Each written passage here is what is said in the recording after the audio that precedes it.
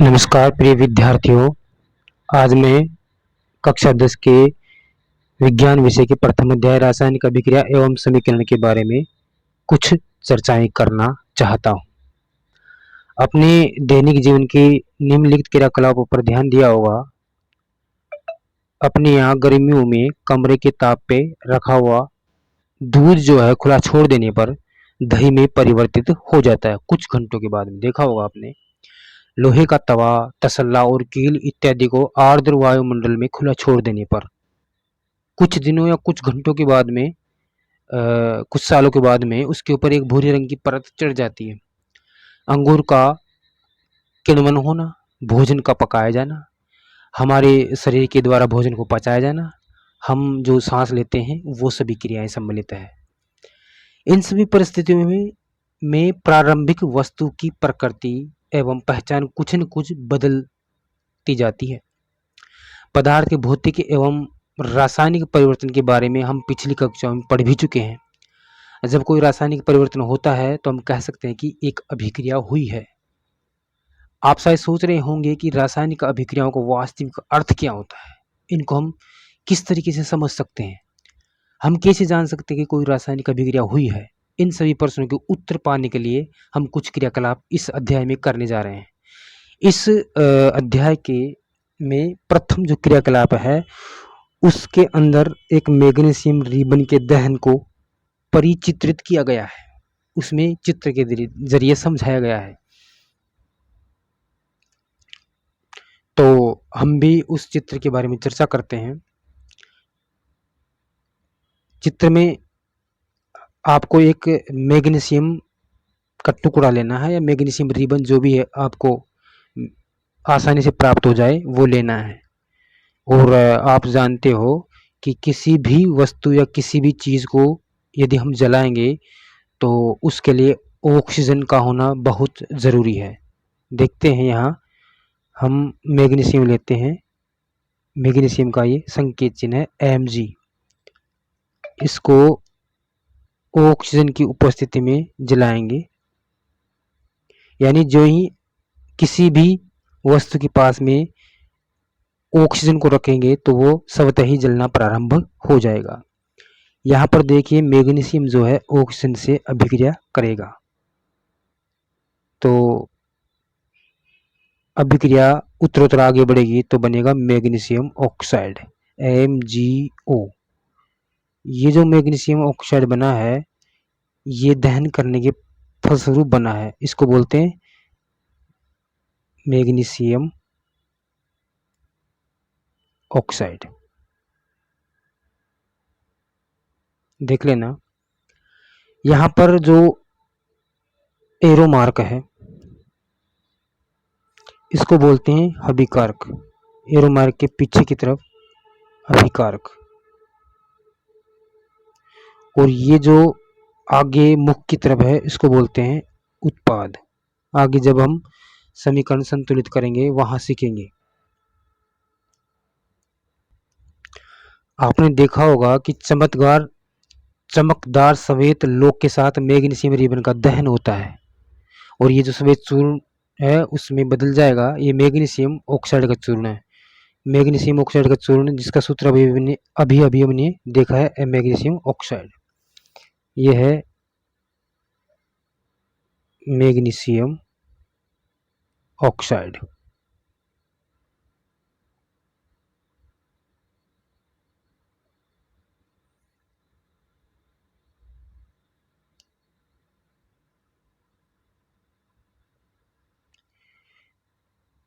इसी को एक अन्य क्रियाकलाप के जरिए समझने की कोशिश करते हैं।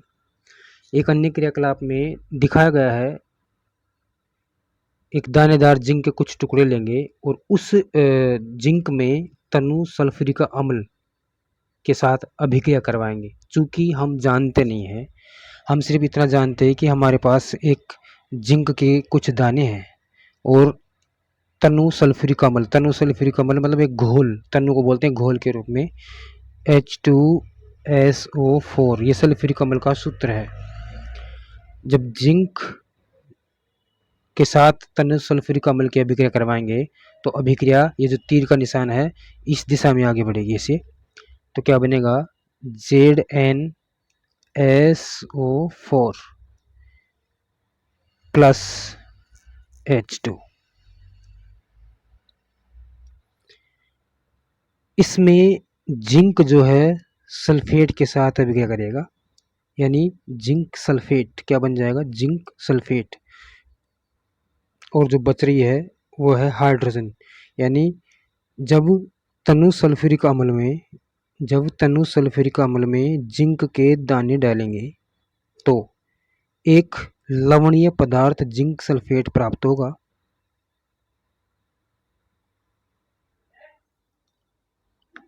अतः अब तक के किए गए क्रियाकलापों के आधार पर हम कह सकते हैं कि जो अभिक्रियाएं हुई है उनमें पहला पॉइंट जो है वो है अवस्था में परिवर्तन।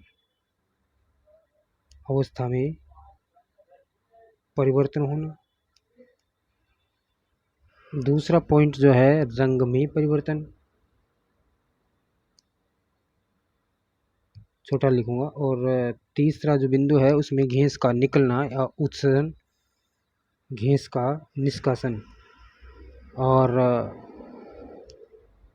चौथा पॉइंट है तापमान में परिवर्तन।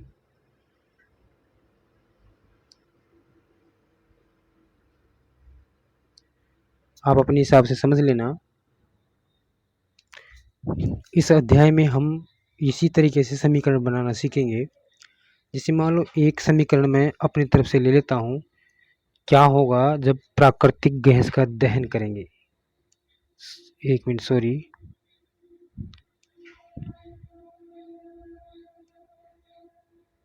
क्या होगा जब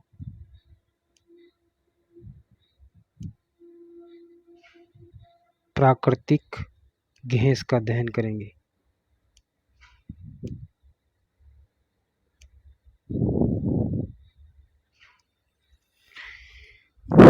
इसका अपने स्तर पर कोशिश करो, प्राकृतिक गैस का सूत्र याद करो और दहन करने के लिए कौन सी गैस उत्तरदायी है वो याद करो।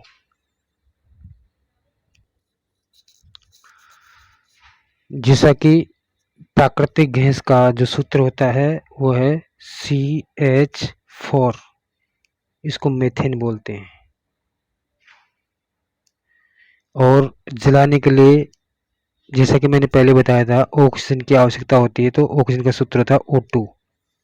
अभिक्रिया आगे बढ़ेगी तो ये बनेगा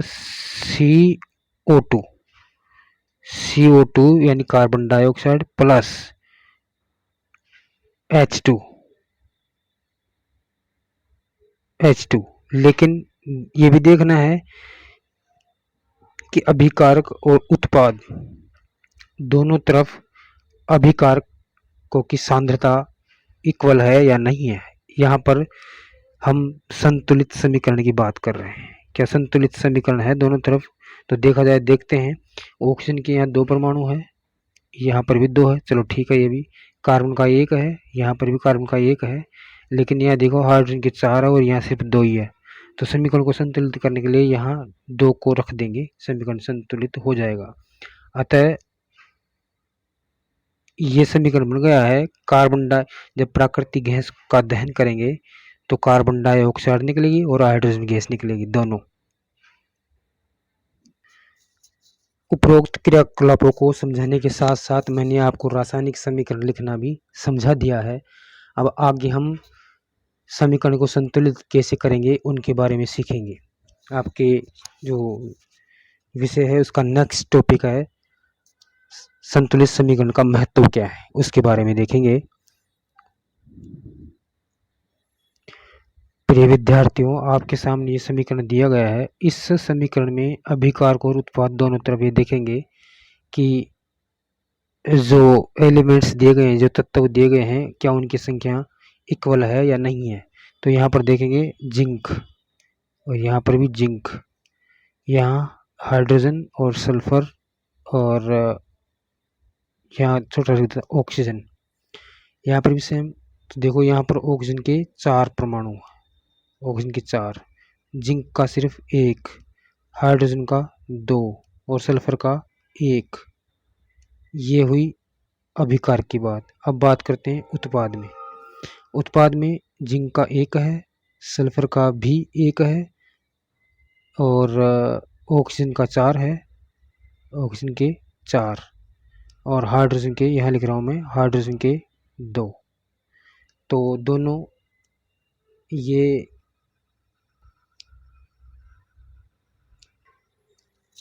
अभिकारक यानी एल अभिकारकों की तरफ LHS लेफ्ट हैंड साइड और RHS राइट हैंड साइड देखेंगे कि अभिकारक और उत्पाद, अभिकारक और उत्पाद की तरफ जो अभिकारकों की सांद्रता है, अभिकारकों की मध्य जो इनके परमाणु है वो बराबर है नहीं है। तो यहाँ देखो ऑक्सीजन की 4 है और यहाँ पर भी ऑक्सीजन की 4 है। यहाँ जिंक का 1, जिंक का 1, हाइड्रोजन 2, हाइड्रोजन यहाँ पर भी 2, सल्फर का 1, सल्फर का 1। इसका मतलब ये समीकरण जो है संतुलित समीकरण है। आगे इसी तरह से अन्य समीकरण और देखते हैं। प्रिय मित्रों, आपके सामने एक समीकरण दिया गया है। इस समीकरण में आपको अभिकारक और उत्पाद यानी LHS और RHS साइड में देख के बताना है कि क्या यह समीकरण संतुलित है या नहीं है। यहाँ पर सिर्फ ये देखना है कि जो फेरस है इसके परमाणु की संख्या इक्वल है कि नहीं है। तो यहाँ देखते हैं, यहाँ सिर्फ 1 दिखा रखा है, यानी जहाँ पर कुछ लिखा नहीं है वहाँ पर 1 होता है और यहाँ पर फेरस के 3 है। तो यहीं से पता चल रहा है कि ये समीकरण असंतुलित है। अतः इसको संतुलित करने के लिए अपन क्या करेंगे, यहाँ पर सबसे पहले देखेंगे कि लिख लेंगे तत्वों के सामने संख्या। फिर इसका 1 है, हाइड्रोजन के 2 है और ऑक्सीजन का 1 है। इधर लोहे का फिर इसका 3, ऑक्सीजन के हैं 4 और हाइड्रोजन के हैं 2।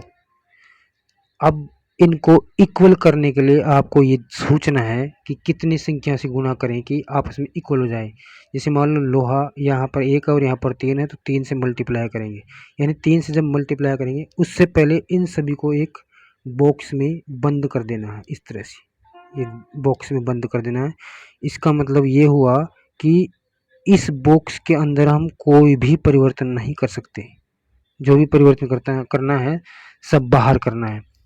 यहाँ पर आपको थोड़ा अच्छे से दिख नहीं रहा होगा, इसलिए इसको अच्छे से आगे लिखता हूँ मैं। प्रिय विद्यार्थियों, जैसा कि आपको स्पष्ट दिख रहा होगा, इस तरीके से समीकरण को संतुलित करने से पहले आपको इसे बॉक्स में रखना पड़ेगा। बॉक्स में रखने का मतलब है कि इन बॉक्सों के अंदर आप कोई भी परिवर्तन नहीं करेंगे। जो भी परिवर्तन करना है बाहर करना है। तुलना अपन कर चुके हैं। जैसे मान लो मैं तत्व लिख देता हूँ, एक बार फिर से तुलना कर लेते हैं। ये फेरस, ये हाइड्रोजन और ये ऑक्सीजन। अपने पास सिर्फ 3 ही तत्व है, फेरस, हाइड्रोजन और ऑक्सीजन। यहाँ पर भी फेरस, हाइड्रोजन और ऑक्सीजन। तो ये LHS और ये RHS साइड में। फिर इसके यहाँ पर कितने हैं, 1 और यहाँ पर 3। यहाँ पर हाइड्रोजन कितने हैं, 2 और यहाँ पर भी 2 और ऑक्सीजन के यहाँ पर कितने हैं, 1। जहाँ पर लिखा नहीं होता वहाँ 1 और यहाँ पर ऑक्सीजन के कितने हैं, 4। स्पष्ट दिख रहा होगा। इस तरीके से आपको चेक करना है।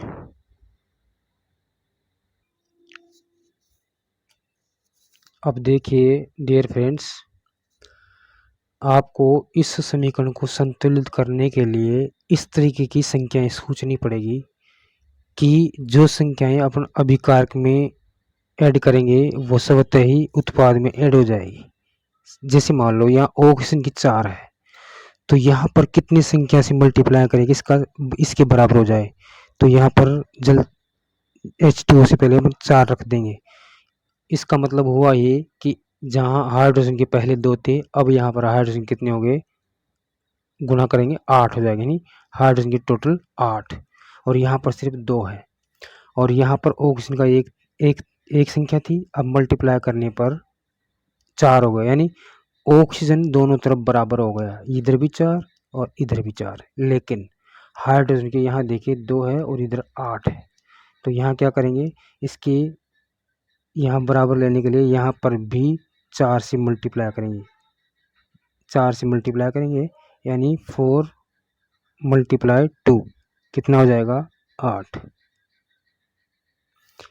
उसी तरह से अन्य देखते हैं, यहाँ पर देखिए फिर इसके 3 है और यहाँ सिर्फ 1 है, जहाँ पर कुछ नहीं लिखा होता वहाँ 1 होता है, तो यहाँ पर इसके इक्वल लाने के लिए यहाँ पर अपने 3 से मल्टीप्लाई करेंगे, तो यहाँ ये समीकरण संतुलित हो जाएगा। नेक्स्ट में आप देख सकते हो, ये स्पष्ट बताता हूँ आगे इस किस तरह से यह समीकरण दिखाई देगा।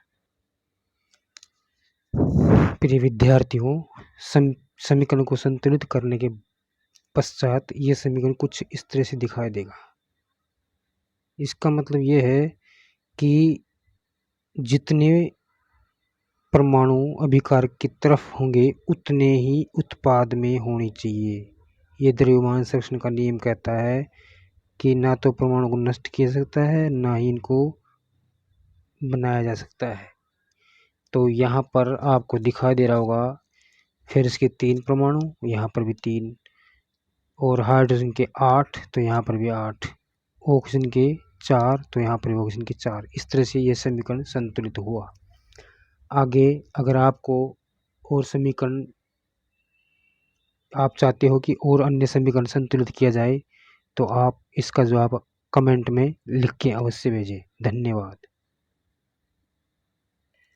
इसके अलावा इस अध्याय के आगे वाले बिंदु हम नेक्स्ट वीडियो में सीखने की कोशिश करेंगे।